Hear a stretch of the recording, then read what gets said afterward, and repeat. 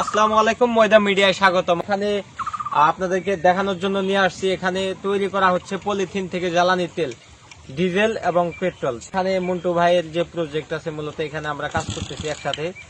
Boiler মানে chamber reactor দিয়ে যেটাই বলেন না কেন, এর ভিতরে কিন্তু পলিথিন, কিন্তু পর্যাপ্ত পলিথিনের ভিতরে দিয়ে মুখ লাগিয়ে দেওয়া হয়।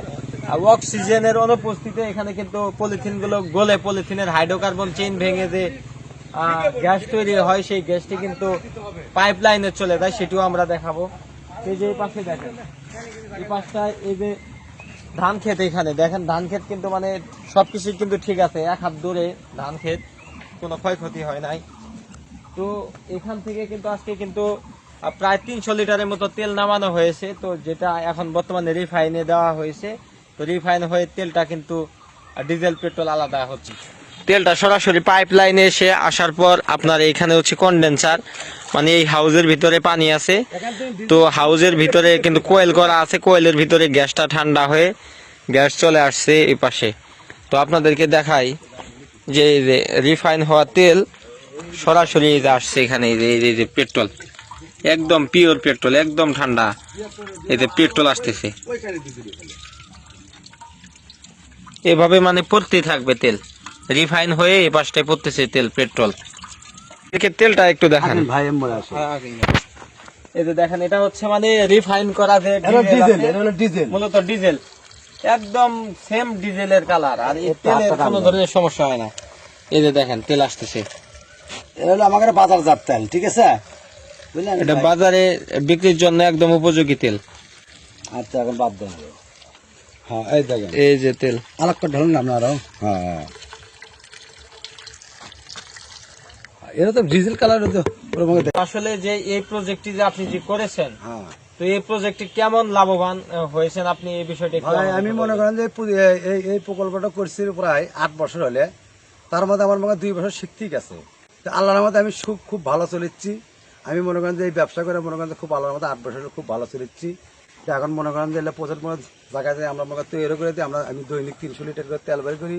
আর আমার মনে করেন যে মোটামুটি আল্লাহর মধ্যে 8 বছর হলে আমার 2 বছর শিখতেই গেছে এই জিনিসটা।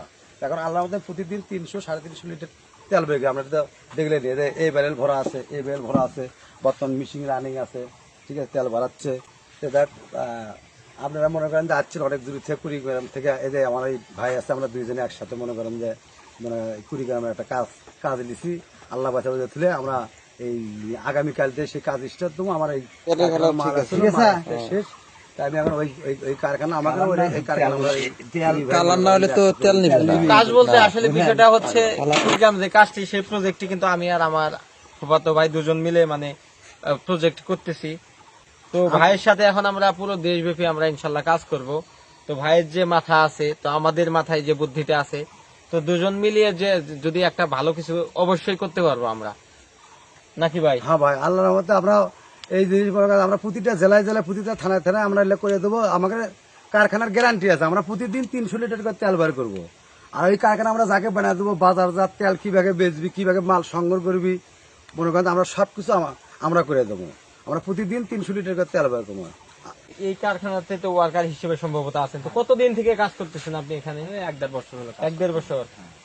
তো আসলে ভাইও কিন্তু এখানে 1-1.5 বছর থেকে কাজ করে। তো এখানে আমরা এই পাশে 3 জন চাচা আছে, তাদের থেকেও আমরা জানার চেষ্টা করব।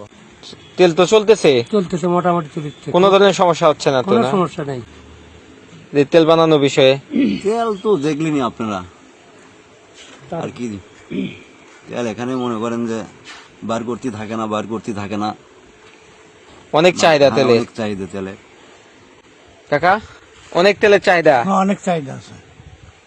আসলে বিষয়টি হচ্ছে যে প্রজেক্টটি, এটি হচ্ছে বাংলাদেশের ভিতরে আনকমন একটি প্রজেক্ট, যেখানে হচ্ছে আমি এখানে 2 দিন থেকে, তো মানে পর্যাপ্ত গাড়ি আসে, ভাই একটু তেল দেন, 2 লিটার 1 লিটার করে তেল দেন। তো আসলেই দিনে তেল তৈরি করা হয় মাত্র 300 লিটার, তো সেখান থেকে 50 লিটারের মতো পেট্রোল পাওয়া যায়।